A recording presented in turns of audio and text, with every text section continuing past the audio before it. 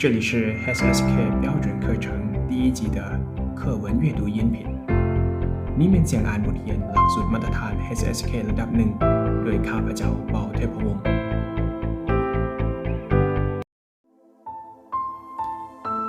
第14课他买了不少衣服生词一东西二一点儿三苹果四看见五先生六开七车八回来9分钟10后11衣服12漂亮13啊14少15不少16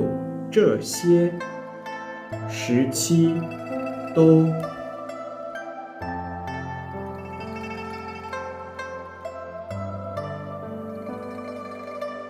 课文1在宿舍昨天上午你去哪儿了？我去商店买东西了。你买什么了？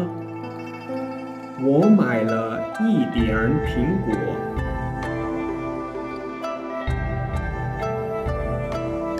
课文2在公司你看见张先生了吗？看见了，他去学开车了。他什么时候能回来？40分钟后回来。课文3在商店门口王芳的衣服太漂亮了。是啊，她买了不少衣服。你买什么了？我没买，这些都是王芳的东西。